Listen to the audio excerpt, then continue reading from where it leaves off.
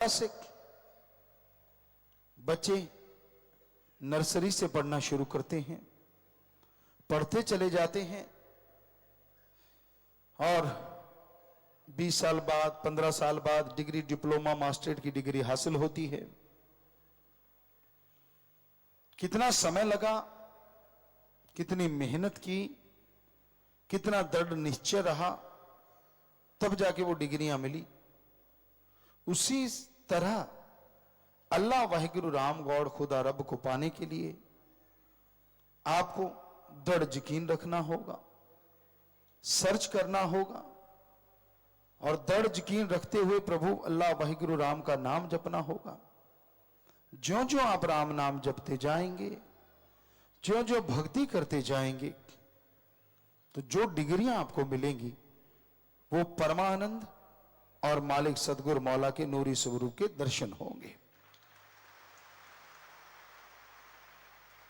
जिसके सामने सब कुछ फीका पड़ जाता है, जिसके मुकाबले में कोई चीज खड़ी नहीं रहती, वो परम पिता परमात्मा, वो अल्लाह, वो वाहिगुरु, वो मालिक, जिसे नूरी स्वरूप में मिल जाया करते हैं, उनके अंदर से ईगो, उनके अंदर से खुदी अहंकार, द्वेष, द्वेष, चुगली, निंदा,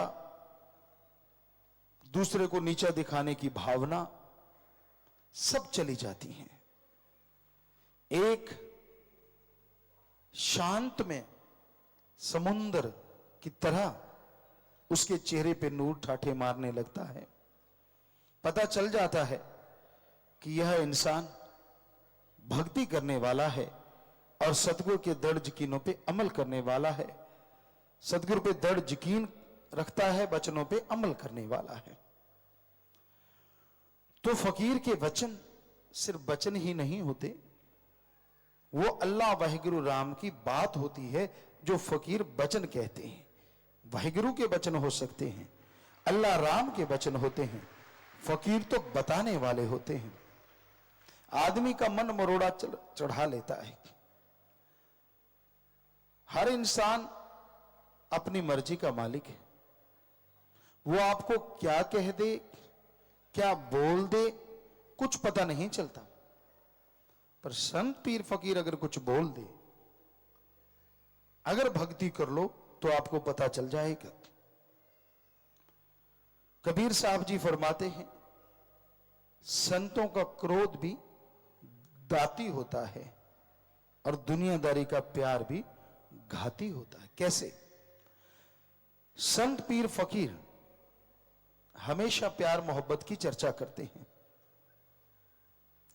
पर कोई इंसान के भयानक कर्म आ रहे हैं पहाड़ जैसे, उसकी भक्ति उतनी नहीं है, उसने उतना सुमरन नहीं किया घंटा सुबह शाम, 2 घंटे सुबह शाम, जिससे वो पहाड़ सा कर्म कंकर बन जाए।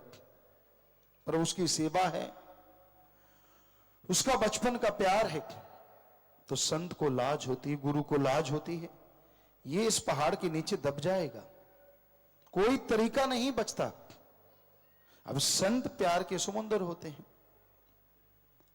तो काल का कर्जा चुकाने के लिए संत अपने अंदर परिवर्तन लाके क्रोध करते हैं, ताकि यह लगे काल को कि देखो मैंने दयाल के नुमाइंदे संत को भी गुस्सा चढ़ा दिया, ताकि कुछ लोग उसे देख के दूर हों, कुछ लोग देख के शायद पता नहीं क्या अर्थ निकालें, लेकिन तो मालिक जानता है कि वो क्रोध सिर्फ इसलिए होता है कि सामने वाले के ऊपर मुसीबतों के पहाड़ की जगह एक राई बन के दुख कट जाते हैं और वो आदमी बच जाता है। सतगुरु एक ऐसा शब्द जो सर्वधर्म साझा है। ओम हरि अल्लाह वाहिगुरु गौड़ खुदा रब को यहां पे सतगुरु कहा गया है। वो सतगुरु भी जो मालिक से एक हो चुका हो और मालिक भी जो सतगुरु में समा चुका हो। हे मेरे रहबर, हे मेरे दाता, हे मेरे मौला,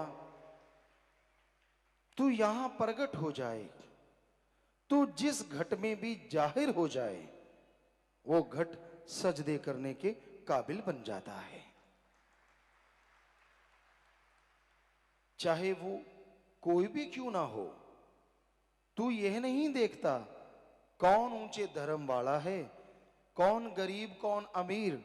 हे मेरे मौला, हे मेरे राम, तू यह देखता है कौन तुझे पाने वाला है, किसके अंदर तेरे प्रति सच्ची भावना श्रद्धा है।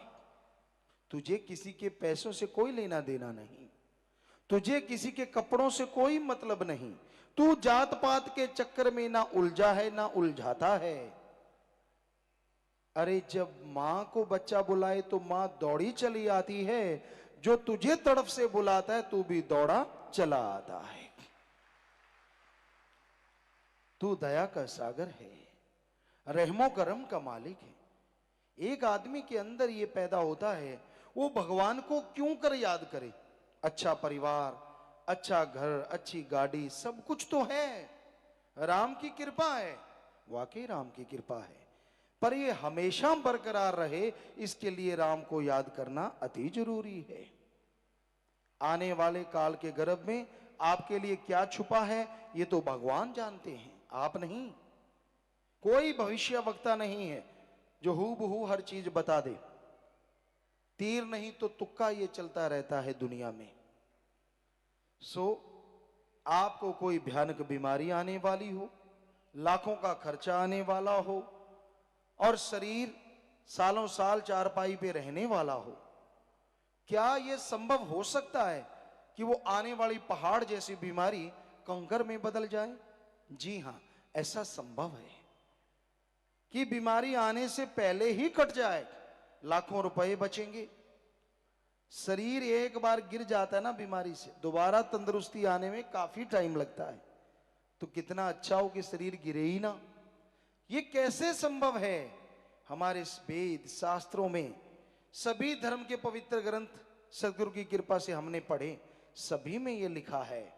और हमारा सदगुरु की कृपा से ये अनुभव है कि जो उस ओंकार एक ओंकार, जो अल्लाह के नूरी जलाल, वो सुप्रीम पावर का मेथड ऑफ मेडिटेशन, गुरु मंत्र, वो युक्ति का जो जाप करते हैं, नियमानुसार करते हैं, उनके पहाड़ जैसे कर्म कंकर में बदल जाते हैं और लगातार जाप करने से कंकर की चुभन भी महसूस नहीं होती।